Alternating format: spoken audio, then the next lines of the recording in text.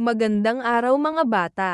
Alam nyo ba na ang kaunlaran ay may kaakibat na hamon na nakatutulong upang mas pagbutihin pa ang paggawa? Sa patuloy na paglaki ng mga pangangailangan ng mga tao, lumalaki rin ang hamon kung paano matutugunan ng mga likas na yaman ang mga nasabing pangangailangan. Mahalagang isaalang-alang ng bawat isa ang kalagayan ng mga likas na yaman upang ito ay sumapat at hindi maubos para may magamit pa ang mga susunod na henerasyon. Ang konseptong ito ay tinatawag na likas kayang pag-unlad. Ito at ang mga hamong kinakaharap nito ang matututuhan mo sa araling ito.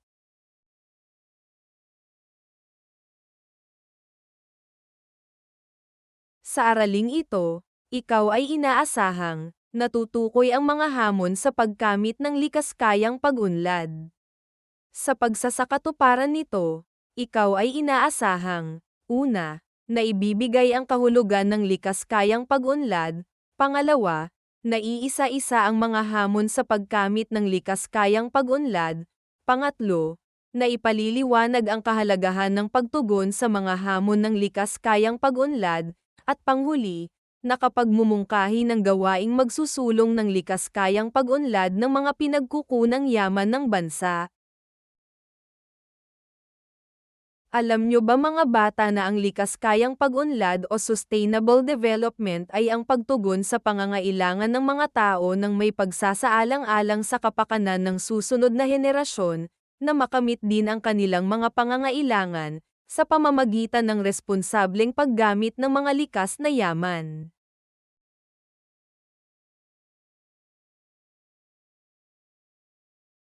Nangangahulugan ito na ang anumang kinuha natin sa kalikasan ay dapat mapalitan o mapanatiling mayroon upang may magamit pa ang mga susunod na henerasyon. Halimbawa, kung nagputol ng mga puno, dapat ay magtanim ng mga bagong binhi bilang kapalit.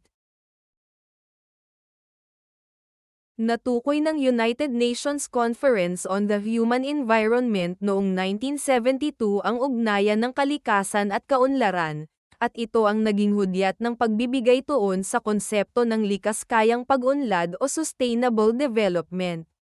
Kaya noong 1987 ay binuo ng United Nations ang World Commission on Environment and Development na naglalayong pag-aralan at bigyan ng solusyon ang mga hamon sa kalikasan at kaunlaran. Bilang pakikiisa ng pamahalaan ng Pilipinas, pinangunahan ng Kagawaran ng Kapaligiran at Likas na Yaman ang Philippine Strategy for Sustainable Development upang magsagawa ng iba't ibang estratehiya na makatutulong upang matugunan ang mga pangangailangan ng mga tao at ang mga hamon sa likas kayang pag-unlad. Narito ang ilan sa mga hamon sa pagkakamit ng likas yamang pag-unlad. Una, konsumerismo. Ito ang dahilan ng paglago ng kabuhayan, ngunit ito rin ang dahilan ng mabilis na pagkaubos ng mga hindi mapapalitang pinagkukunang yaman. Dahil sa itinataguyod nito ang interes ng mga mamimili, nahihikayat ang mga tao na tumangkilik at gumamit ng maraming kalakal sa halip na maging maingat sa paggamit ng mga pinagkukunang yaman. Bahagi rin ng konsumerismo ang mga negosyanteng ang tuon lang ay ang kumita kaya't hindi isinasaalang-alang ang kalikasan.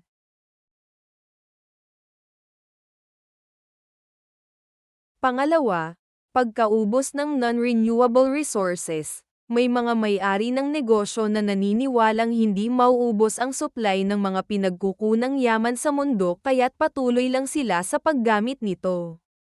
Ang epekto nito ay maaaring pagkaubos at pagkasira ng likas na yaman tulad ng natural gas, uling, langis at iba pang fossil fuel, uranium, bakal, at buhangin dahil sa walang tigil na pagmimina.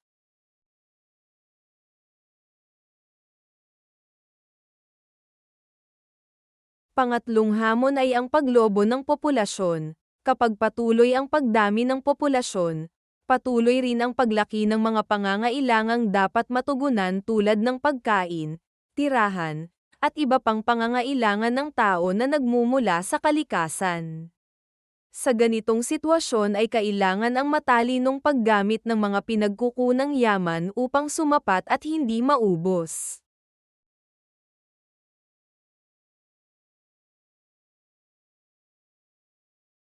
Pang-apat ay ang labis na pagkonsumo ng enerhiya. Bunga ng kawalan ng kamalayan at malasakit sa kalagayan ng kalikasan, may mga taong labis ang pagkonsumo ng enerhiya. May mga nag-aaksaya ng paggamit ng kuryente at tubig tulad ng pag-iiwang umaandar at nakasaksak ng gamit na hindi naman kailangan at hinahayaang tumutulo ang tubig sa gripo.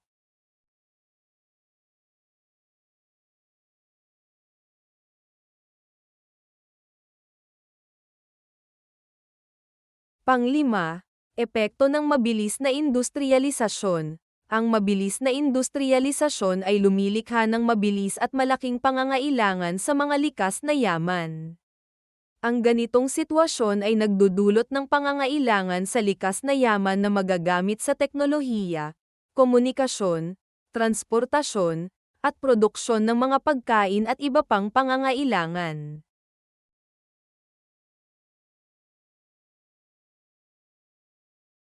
Pang-anim mga bata ay ang pagbabago ng klima natin. Malaki ring hamon sa likas kayang pag-unlad ang pagbabago ng klima o climate change.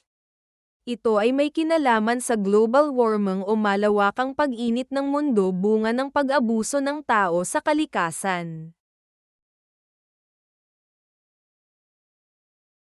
Mga iba pang hamon sa likas kayang pag-unlad ay ang pagbabago ng klima o climate change. Ito ay may kinalaman sa global warming o malawakang pag-init ng mundo bunga ng pag-abuso ng tao sa kalikasan.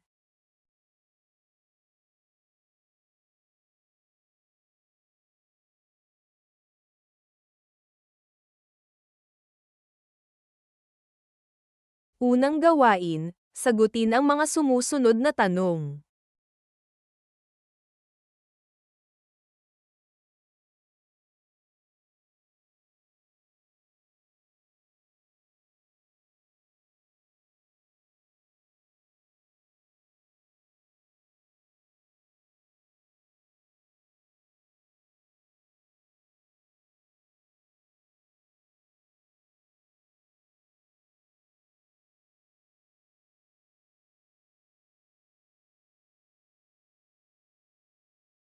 Pangalawang gawain, ipakita mo sa pamamagitan ng isang larawang guhit o graph-ikong pantulong ang iba't ibang hamon sa pagkamit ng likas kayang pag-unlad.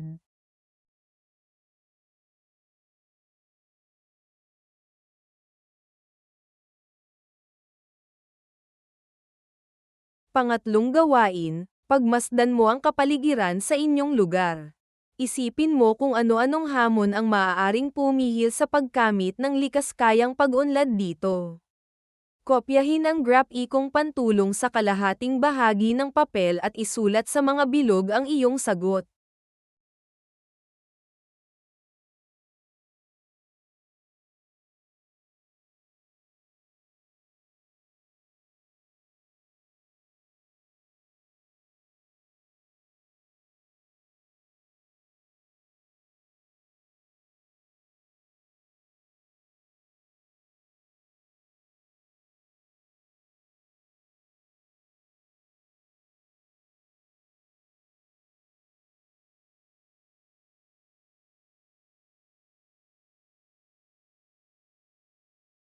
Pang-apat na gawain, sa kalahating bahagi ng papel, magbigay ng mungkahing gawain na magsusulong ng likas kayang pag-unlad.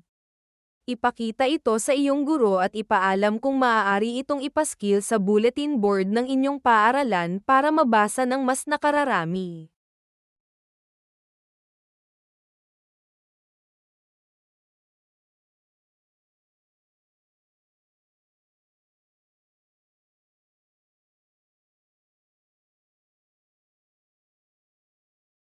Panglimang gawain, pumili ng isang hamon sa likas kayang pag-unlad na natutuhan mo sa aralin. Sa sangkap na bahagi ng papel, maglahad ng paraan kung paano mo ito matutugunan o malulutas.